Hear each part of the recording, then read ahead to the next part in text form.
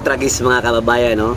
Expected na namin yan, yung 5 days na pagkukontent ni Atty. Lopez. Alam na namin yan. Pahahabain at pahahabain nila yan. O ngayon, 10 days na. Dagdagan nyo pa yan, ha? Hanggang sa mapuno na yung taong bayan dahil sa gobyernong ito, ha? Si Franz Castro pa, ha? Ang nagpabiday-biday dyan sa Kongreso para mag-contempt sa isang abogada. Tapos siya naman ay convicted criminal nang re-recruit ng mga kabataan para isali niya dun sa mga makakaliwang grupo. Tama ba yan? Tama ba itong gobyernong ito? O yan, panoorin natin yung video mga kabayan. Nakakainis. Wala na sa Malacanang ang power ngayon. Nandyan na sa Kongreso yung mga tuadkom. Only in the Philippines. I would like to consider to move for a reconsideration of our resolution insofar as it's limited the period of detention for only 5 days.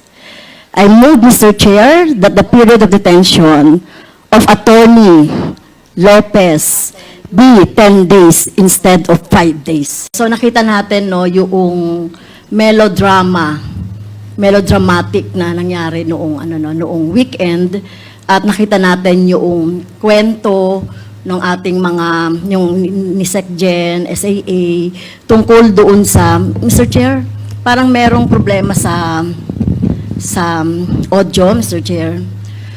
At nakita natin, Mr. Chair, na talagang taliwas sa mga napanood natin sa social media, doon sa mga reports, yung totoong nangyari.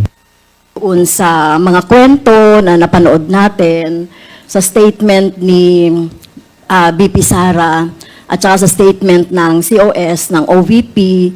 So na-realize natin dito, taliwas doon sa kwento nila, yung tunay na pangyayari.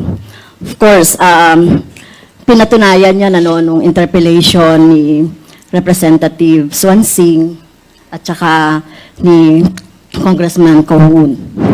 So, Mr. Chair, in our last session, so just to review, the committee passed my motion to hold Attorney Lopez in contempt under Section 11F of the Rules of Inquiries in Aid of Legislation for undue interference in our proceedings, and resolved to detain her for a period of 5 days instead of 10 days, or maximum of 10 days, as provided for in our Section 12 of the same rule.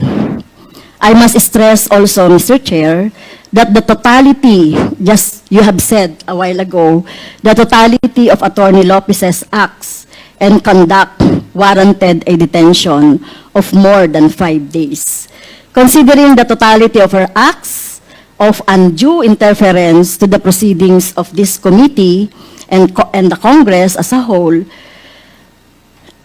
she not only admitted writing to the COA in order to suppress or prevent the release of documents, but worse, Mr. Chair, she continued to assert her position during our hearing, as well as in prior correspondences that she sent to his committee in refusing to attend our prior hearings.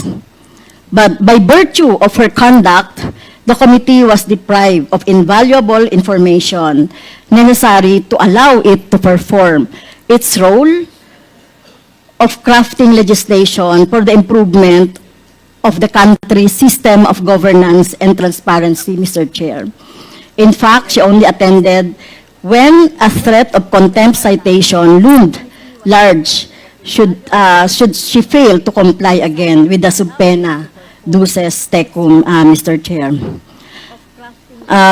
Mr. Chair, in view of the what happened during the last 2 days or so, I would like to consider to move for a reconsideration of our resolution insofar as it's limited the period of detention for only 5 days. I move, Mr. Chair, that the period of detention of Attorney Lopez be 10 days instead of 5 days. So move, Mr. Chair. 10 days So additional 5 days, tama po ba? Yes, Mr. Chair, kasi hindi na siya makaka-attend ngayon, ano. Talagang ano, no. So nakita naman natin sa history nung kanyang evasive attitude, behavior, at itong kinreate niya na sinasabi niya na nagpagsisinungaling niya na hindi naman siya hinaras or hindi naman siya na-barge yung kanyang yung room ay kasama na po yan. So yung lahat ng mga pangyayari, Mr. Chair. So I repeat, I move to